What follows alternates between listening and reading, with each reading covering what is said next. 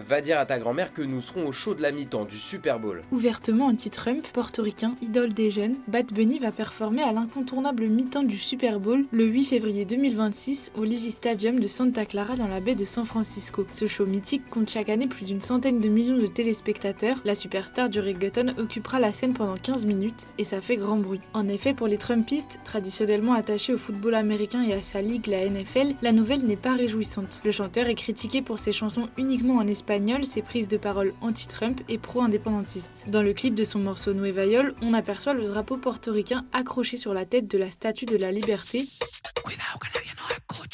symbole historique de la lutte pour l'indépendance de l'île, territoire non incorporé des États-Unis. Ce concert sera sa seconde date sur le sol états-unien. Dans le cadre de sa tournée, il n'en fera qu'une autre par crainte que ses fans latinos ne soient exposés à des descentes de la police anti-immigration. Et pour cause, l'ancien directeur de campagne de Donald Trump, Cory Lewandowski, a annoncé la présence des agents fédéraux lors du show du 8 février. Il n'y a aucun endroit où vous pouvez offrir un refuge aux personnes qui se trouvent illégalement dans ce pays, ni au Super Bowl, ni ailleurs. Nous vous trouverons, nous vous appréhenderons, nous vous placerons dans un centre de détention et nous vous expulserons. Pas de quoi décourager Bad Bunny, au contraire. Ce 1er février, lors de la cérémonie des Grammy Awards, le lauréat du prix du meilleur album de l'année, acclamé par le public, a dirigé les premiers mots de son discours contre la politique trumpiste. Avant que je remercie Dieu, je vais dire Ice Out. Les millions de fans de Bad Bunny s'impatientent à l'idée de découvrir ce que leur idole leur réserve pour ce spectacle qui promet d'être emblématique. En effet, des proches de la star auraient annoncé qu'ils préparaient le show le plus queer possible et pourquoi pas une robe comme tenue.